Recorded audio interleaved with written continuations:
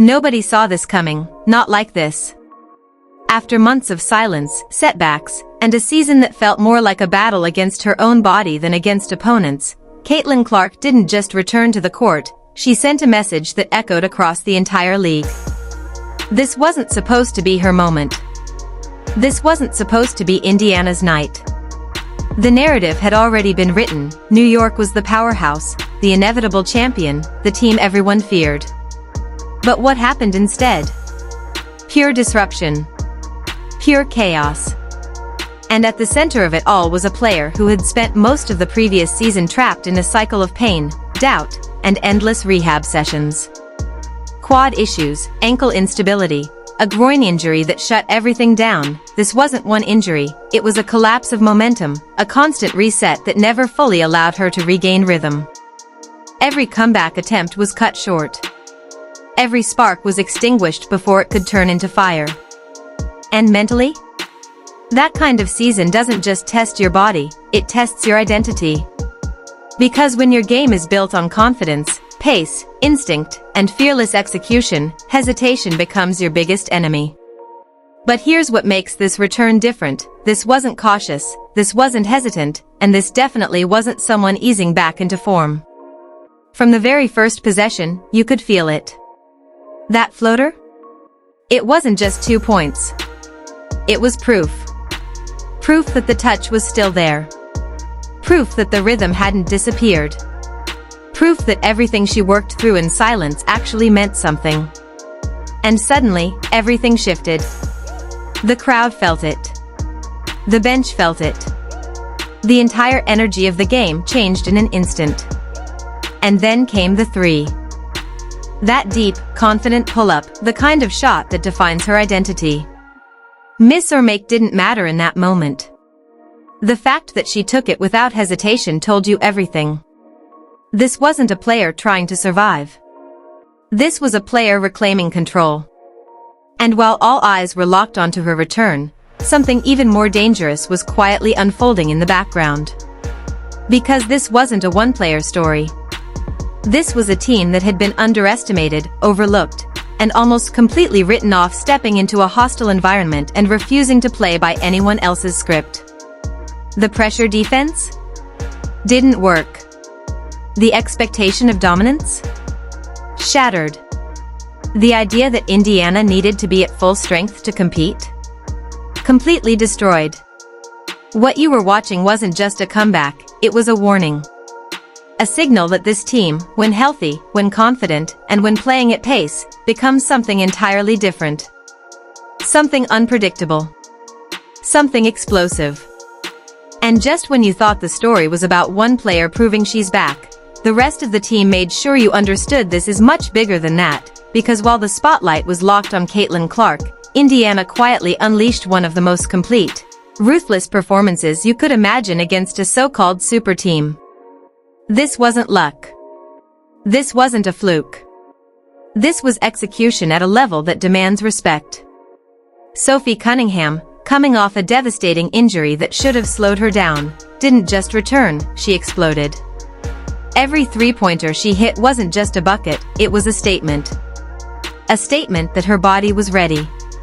A statement that her confidence never left. A statement that defenders were already too late. And then you look deeper, and it becomes even more dangerous. Multiple players stepping up. Scoring spread across the floor. A bench that didn't just hold the lead, but extended it. That's not normal. That's not something you casually ignore. That's what real depth looks like. That's what real chemistry looks like. And the most terrifying part? They did all of this without key players even on the floor. Let that sink in. No full roster. No complete rotation. And still, total control. The pace? Relentless. The defense? Disruptive. The energy? Unmatched. This wasn't a team reacting to the game, this was a team dictating it. Turning defense into instant offense, forcing turnovers, attacking before the opponent could even set up. It felt fast. It looked fast.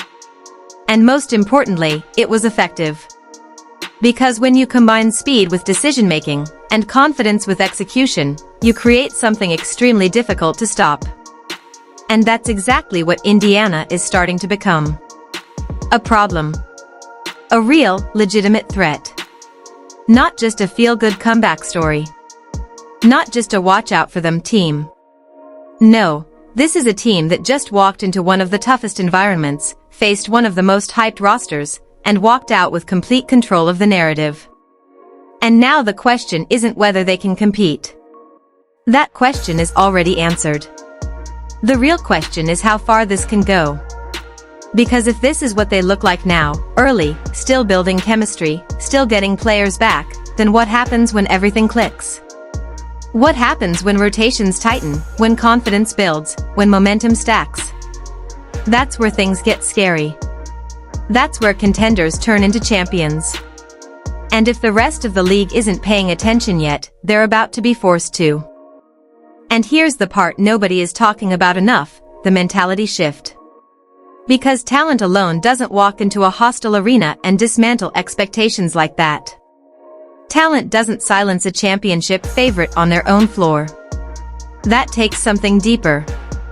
That takes belief, built through struggle, sharpened through adversity, and unleashed at the exact moment nobody expects it. What Indiana showed wasn't just skill, it was identity. A team that had every excuse to come in cautious, to play it safe, to test things out in a preseason environment instead chose aggression, pace, and complete confidence. That tells you everything about what's happening behind the scenes. This is no longer a group trying to figure things out. This is a group that knows exactly what it wants to be. Fast. Relentless. Unpredictable. And most importantly, fearless. You could see it in every possession. The way they pushed the ball before the defense could even react. The way they attacked passing lanes like they already knew what was coming. The way they moved without hesitation, without overthinking, without that split-second doubt that usually creeps in after injuries and setbacks, that doubt? Gone. Replaced by something far more dangerous is trust. Trust in the system. Trust in each other. Trust in their preparation. And when a team reaches that level of trust, everything changes. Suddenly, roles become clearer. Decisions become faster. Execution becomes sharper. And opponents? They start reacting instead of controlling. That's exactly what happened here. New York wasn't dictating anything. They were trying to keep up. Trying to adjust. Trying to survive a pace that never slowed down. And that's the key, Indiana doesn't give you time to breathe. They don't give you time to reset. They don't let you settle into your game.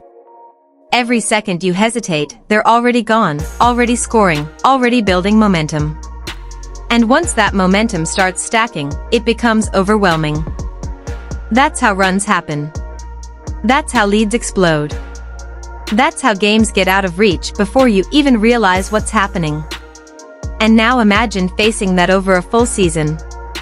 Imagine trying to prepare for a team that doesn't rely on one star, one system, or one style, but can beat you in multiple ways, from multiple angles, with multiple players stepping up at any moment. That's not just difficult to defend, that's exhausting. And exhaustion leads to mistakes. Mistakes lead to turnovers. And turnovers against a team like this? That's automatic damage. Fast breaks. Open looks. Confidence growing with every possession. It becomes a cycle that's incredibly hard to break. And the scariest part? This is still early. This is still developing. This isn't even the final version of what they can become. Which means every opponent watching this should already be asking the same question: how do you stop something that hasn't even fully formed yet? Because now the conversation has officially